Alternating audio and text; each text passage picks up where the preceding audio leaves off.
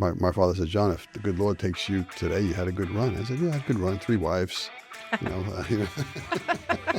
traveled to 40 countries, a lot of different Travel to girlfriends. 40 countries might be the better marker there, sir.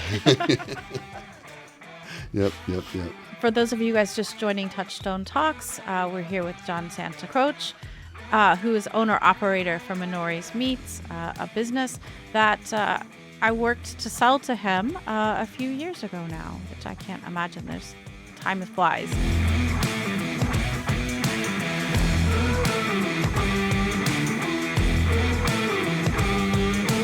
But we're going to pick his brains about what it's like to buy a business, to step in and operate a business. Because I know there's a certain amount of our listeners that are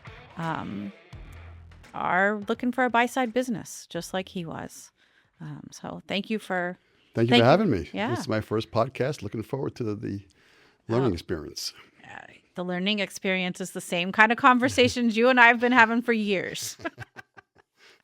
So let's start at the beginning, because this wasn't the first company you've operated. So what made you make the jump for operating for somebody else to buying on your own? Great question. I always believe I can control my own destiny better if I'm running and making decisions and being in charge. And I think from a young age, I always expected that I would go into my own business and call the shots and, wake up in the morning and say, successful day. Or wake up in the morning and say, I got some things to learn. And, that's really what made me go out and look for businesses. Okay. So when you made the choice to go start, what was that process? What you went, okay, I think I want to do this. How did you educate yourself? How did you proceed? So I had to have criteria of the business I was looking at. So criteria geographically, I wouldn't look for a business I live in New York City area. So I looked in the tri-state area, made that a criteria. I wouldn't buy a business in Alabama.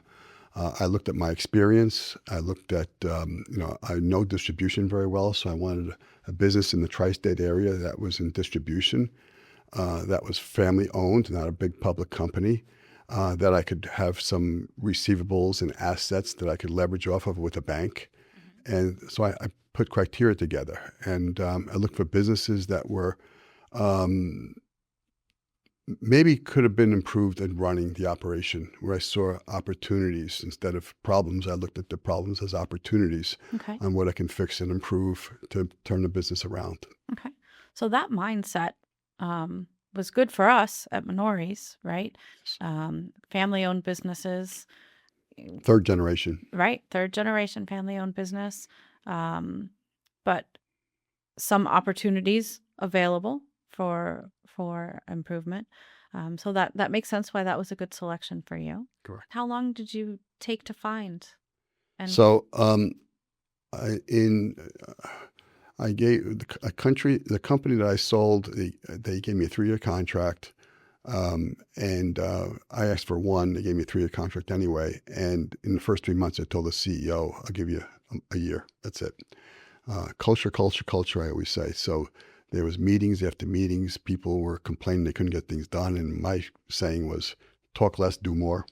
Mm-hmm. And it was just meetings after meetings. So I left that in the end of October of 24. And no, I'm sorry, it was actually 23. Yeah, I was 23. Like, no, you didn't, because I was working with you in October 23. And it took a year and 5 months, 6 months to get a deal done. Again, I had a hiccup when I was close to closing a deal in Labor Day, right after, October 1st of 2024. And that deal fell apart. And then we moved pretty quickly on this deal. Yeah. Yeah. Again, willing. You actually, and this is kind of scary to say, but I think you got kind of lucky. A lot of our guys that we talk to that are trying to kind of, even with a team, buy their own deal, they could be looking for years before they find the right one and get the deal. Yeah. Again, you need to be able to get through hurdles. You need to be able to have a willing buyer, a reasonable seller, and a person in the middle like yourself will help, put the pieces together and keep it on track. and then you need to control your lawyers, you need to control your accountants. All Right? true. You need to control them because they'll, run to their own, Well, yeah, they are, in fact, and this is what I keep reminding myself and anybody that I'm working with, they are trying to do what's best for you as the client, the way they see fit. But they could be too much could belts be and too far. suspenders, too Can be much too much. overprotection. It's got to be what's reasonable. It's got to be what's Yep. fair, and it's got to be what's right. Yep. Right? Yeah. How did you go about deciding who was going to finance it and how you were going to structure a deal? And what did you look for support? And that's a lot of So a questions lot at of once. questions. So you need a team of support. You need a financial arm. I was looking at another deal, and I ran into Live Oak Bank through them. I think through a referral by Webster Bank, Okay. who I did a previous deal with. So that was my banking side. I had a competent attorney that I've known for 40 years and helped me in previous deals.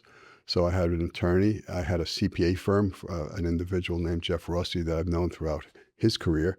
And I had my team established for all those purposes of getting a deal done. Did you find the first, because I know we kind of stole you from another opportunity. Right. But did you find your team first or the opportunity first? The support team I had already, Okay. the CPA, the law firm, the banking I had established. I didn't have the broker because the broker was working for the For the seller. sellers, yep. But I got to say something about the broker is another important part of this whole complexity of getting a deal done. There's a lot of hurdles you got to get through as you go through the transaction, as you know. It's not as simple as getting a letter of intent and you're done. No. And it's important to have a broker that's fair and experienced in order to help the seller, because in most cases, this is the seller's biggest transaction they're doing, right? Yeah, It's a once-in-a-lifetime absolutely. sale. And they're unfamiliar with that. They may know, the Minori Meats business, but they don't know how to sell a business. And I think a competent broker gets them through the hurdles of what's fair and reasonable to put a deal together, because it's a buyer and seller that's got to meet somewhere in the middle to Right. get a deal done. Right. We always say wide is a deal dies 3 deaths. Yes. Yeah. Yes. And I think that is a good deal, right? Like Yeah. if you're dealing with anything that's got hiccups, it could happen more. Yes. But there's always points in a deal that you're like, why am I doing this? Right. So what did you do when you hit those? So the one deal I walked away from Mhm. was, and you talked about 3 deaths, I walked away from and then ended up getting this deal done. But that deal is knocking on my door again.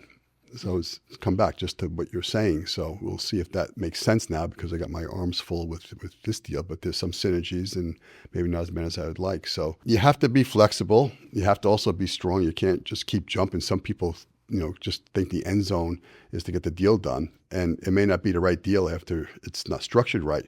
So you really just have to deal with a fair seller, a good broker, and somehow you meet in the middle and you get through the hurdles. And you have to take one step at a time. You're going to come across hurdles that you didn't expect. Could be earnings, could be a finance, could be an IRS audit. I'm saying Yeah. that specifically because that came up in one of my deals. And you just have to be able to deal and with reality and do what's fair. And sometimes you do walk away, like I did. Mhm. And sometimes you keep going and you adjust. If you have a willing seller and a willing buyer, you usually can get a deal done. I agree completely. So as you're operating it, that's a whole different dynamic too, right? Correct. You get to the sale and you're like, yes, we got it done. And then you're like, now I own it. Correct. So talk a little bit about how that felt for you. And That's the fun part. I Okay. mean, the deal is stressful, and it's trying to get it done, because the real fun begins when you're operating the business. You're seeing improvements. So for me, I believe people make the difference. People are first. I'm a leader, and leaders eat last. And it's all about the culture and trying to get the culture to be more of a team, to be more customer centric, to say thank you more, to basically let people know I got their back, and I want the people to have each other's backs. And I'm sort of an anti-micromanager. I believe in telling people what I want to get done, getting out of the way and letting them do it. However, my door is always open 24/7 globally. And I measure things a lot. I'm an ex-CPA, I have a master's in finance. So I kind of measure things. And I realized too in life, if you can't measure it, you can't manage it. And once you start measuring it, we're measuring our night crew on missed picks. We're measuring our drivers on breakage. And all of a sudden, it's starting to improve. Well, that's good. Because you're measuring it. Right. Because it wasn't important to them before. Nobody was looking. So things, we're learning the salespeople are probably mostly order takers, and I'm going out with them, coaching them, training them, investing in them to become order makers. And that's the difference. The sales part is the fun part, sales marketing. So it's fun. It's fun. I kind of get energized. Some people, if they don't like their job, they're miserable Sunday night because they have to go to work Monday. I'm energized Sunday night. Can't wait for Monday. So That's great. Yeah. That's great. So as you're looking, and we'll pick your brain a little bit in advance. You've got Minori's now, and you're looking at other options still. What do you anticipate for integration? What's important as you look to build onto?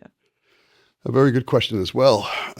I would like to see if I could find, my sweet spot would be if I could find another business in Connecticut where I am that would be a bolt-on. The one in New Jersey that I was looking at, I have some vendor and some back office synergies, but not anything from a customer perspective. So that's a big void, and that's what I'm thinking about if it's worth it. So adjacent territory is important. Adjacent territory or new product lines into my existing customer base. Okay. Something like that I could, do a nice tuck in, and my sales force can add more product portfolio through, and that would be the name of the game to drive that volume up. Okay. So you're seeking, if I just recap, you're seeking growth by improving operations. You're seeking growth by improving sales, and you're also seeking acquisitional growth. Correct. Correct. That's a lot. It's a lot. I'm also seeking margin improvement on our sales too. Okay. And we're doing that. I mean, our average order size is about $1,200, so 1% is worth $12. Yep. And if you're doing everything right, if you're delivering on time with quality product at a reasonable price, and you're giving them open account, and there's no breakage, and there's no mispicks, I believe we're worth that 1% premium. And I've been instilling that in my sales force, and they're getting that premium now. Before they were selling on price, now they're selling on value. Excellent. Yeah. Excellent. So what would you say the hardest thing that you walked through operating the new company? Our systems. Okay. We had a demo with a new ERP system, enterprise resource planning system this morning, had a few last week. Our systems are antiquated, as you know. We have dot matrix printers. Yes, they still exist. We kind of do things very manually here. So I'm realizing that the new ERP system is going to just help us. It'll have purchase orders to vendors preloaded, based upon AI technology and things like that, of what the customer should be wanting, what the vendors should need, what our min-maxes will be, what our orders should be. So the new system, I think, has been hurting us, slowing us down. And I think the new system is going to do tremendous improvement to our company. What's that timeline look like to make that operational? So we're looking to make a decision on our new ERP system. John Donnelly, my office manager on my right hand, is helping me on that. So we're doing all the first rounds with these ERP systems that are recommended to us in the food industry specifically. And then I have a committee that I set up, a person in the warehouse, a salesperson, a purchasing person. All your users. All my users. And we're going to make sure they get buy-in as well. I would not pick an ERP system without having the buy-in from the team. So and so after the selection in 2 months, the implementation is going to be probably about 4 to 6 months. Okay. And that's going to help with everything. Everything. Placing an order, from billing for an order, from picking an order. Accuracy of delivering to drivers, a lot of sales data, inventory systems, GPSs, scanners to make accuracy. It's going to put us into uh, 2026. That's great. That's great. I'm so excited to hear that. I'm sure that Pat is excited to hear that too. Yes, yeah, I know he liked the idea of doing it, but Yeah. the hurdle of accomplishing Yeah. it was yeah. We large. put a website in this year, as you probably have Yeah. seen. We have a new sign now, so putting investments into the business that will drive revenue and build a brand. We changed our logo.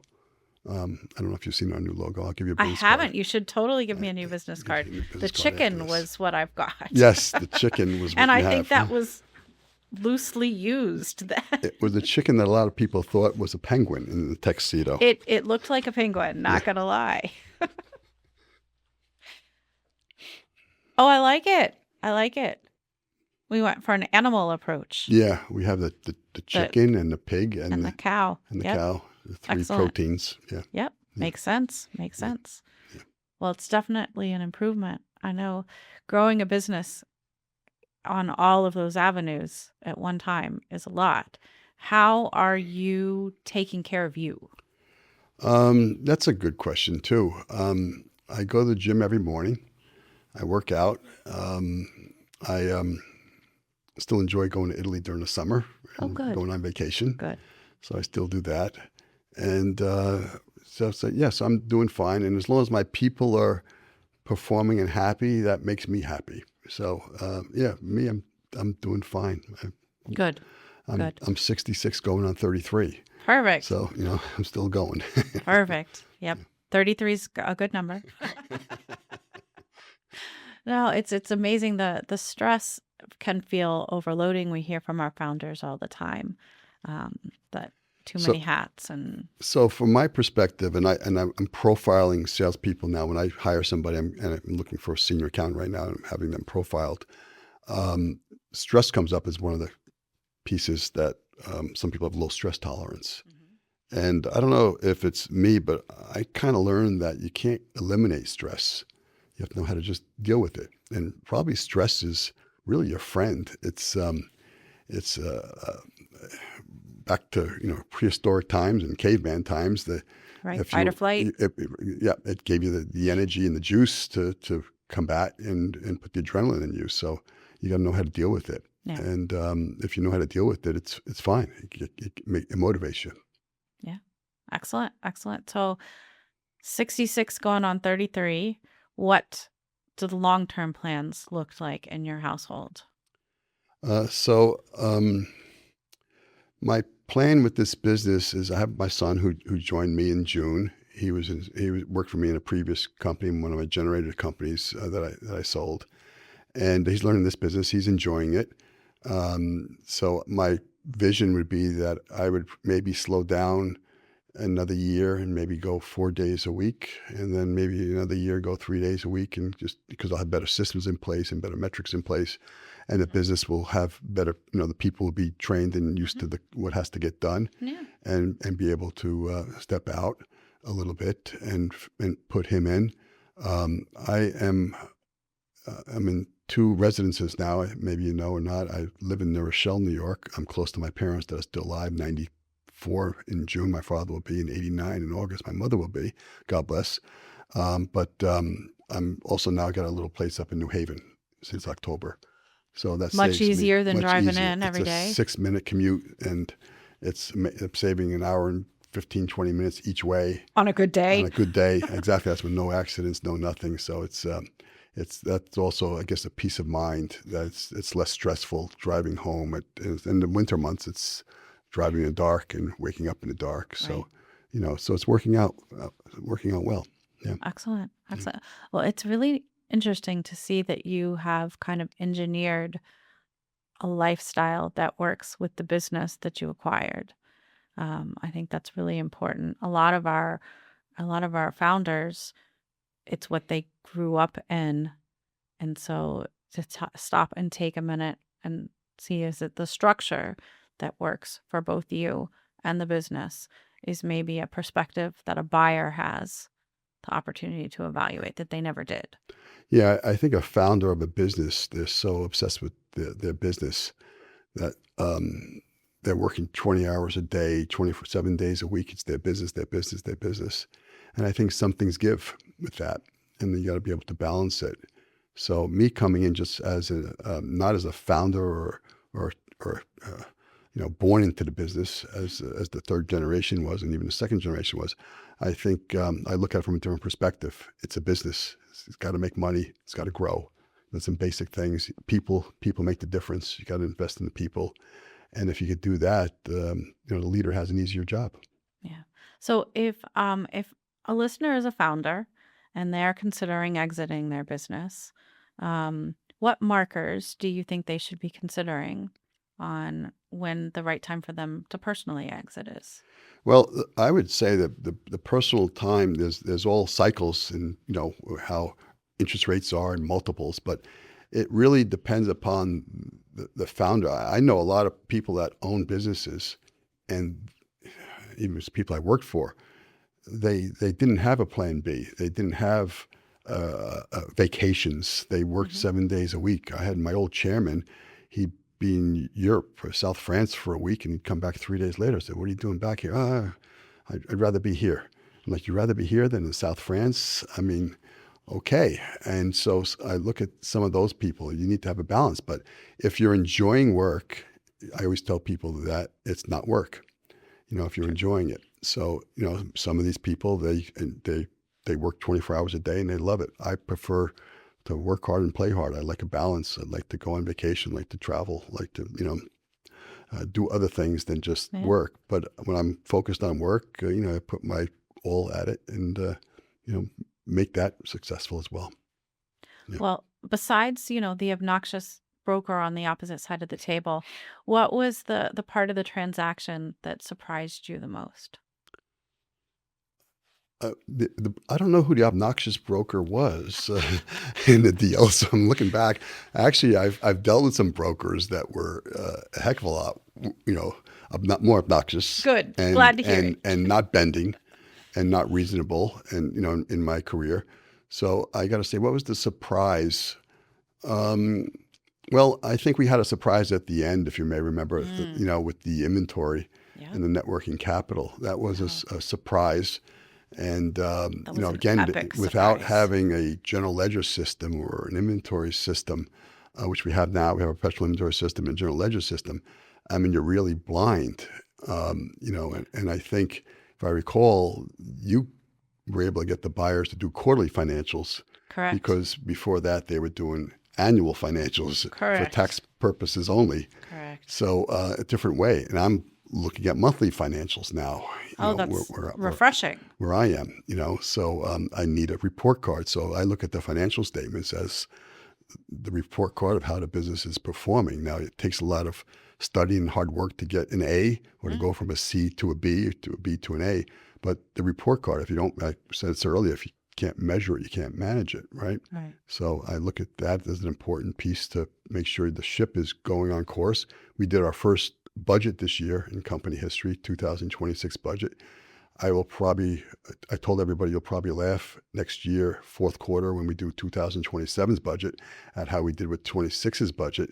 But it's still a goal. They understand a budget process now. The sales team, they understand that it's helping them figure out, how am I going to grow my business. It's on paper and on Excel, and it's a good tool for them. So some of them enjoyed it, some of them didn't. But it's a process that's going to be an annual process. Yeah. Yeah. Have you had a good retention rate with the people that you've taken? So that's a good question too. I've had a very good retention rate on the people I wanted to keep. So, got it. A few people have, resigned, retired, whatever. Hmm. And as they say in The feeling Italian, was mutual. buona fortuna, Oh, I don't know that one. Yeah, Say it good again. luck. Buona Oh, fortuna, good luck. So the retention of the people that I invested in, they see an opportunity now. They see themselves growing, making more money. So I think all that's working out great. great. Yeah. Glad to hear it. Glad to hear it. It seems like it went really well. Um, and Every, I'm yeah. hoping that, everything, 30 years from now we sell for you guys? Let's see, I'm 66, or did I say 33? You said I heard 33. 33, okay. So, and I don't have to, so I bought and sold businesses, and people are asking me that, are you going to, people, even employees, are you going to flip this? And my answer is no, this is a little different. Your son's there. My son's there. If he enjoys this business, and I think he's having fun at it too, he's kind of overwhelmed a little bit. He's got a lot to learn, but I think there's no reason to sell it. Right. Yeah. Which is it's doing its thing. Yeah. Yep. Yeah. Absolutely. Yeah. Absolutely. Get it. Yeah. Still wouldn't mind selling it. Still, I agree. Well, maybe you can find some bolt-ons for me, right? Working on it. Working on it. Yeah. So it's a family business. It was a third-generation family business. Now it's got potential to be another family, pass on the baton. I think the oldest family-run business is Antinori Wines from 1385 Renaissance period. That's an amazing feat if you think about that. I can't even imagine the dynamics that went into from 1300. Yep, amazing, right? Yeah. Almost 700 years, so it's amazing. So, yeah. Anybody working with family understands that there's, some hiccups. There's that some can occur. complexity to family-run businesses. Yeah. I had many conversations with Pat. Pat, why don't you do this? Why don't you do that? Yeah. Family business. Yeah. That's the way it was. Yeah. And they had a relatively compatible operation within the family. Yes. We've seen some scenarios that are less than. So I applaud them for. That's right. For the work that they did. And they made it to third generation, and they're still involved. Yes. They still own a minority shares, Yep. So which is good. It's good for everybody. Yeah. Absolutely. Yeah. Absolutely. Well, I don't even know if this question applies to you, but it's the standard question that we ask for the last question on Touchstone Talks. If you weren't doing this as a career, what would you be doing? But I feel like you kind of made your own career here.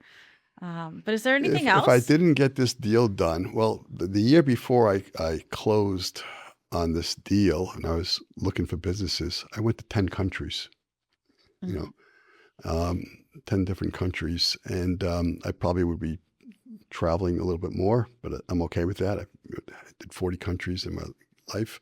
But I'd still probably be looking for a business that fit me, because during that year that I was looking for businesses, even my father told me, he goes, John, you got to go back to work. You're not yourself. You're not.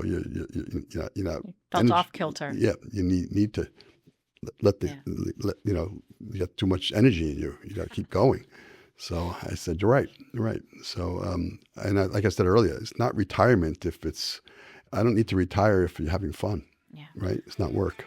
Sounds good. Well, thank you very much for joining us on Touchstone Talks. If this is the first episode you're listening to, feel free to like, subscribe, and follow us on any place you get your podcasts. I want to thank you for the time as well. It's my first podcast. I enjoyed it very much, and wonderful. It's great to be here. Thank you. Thank you.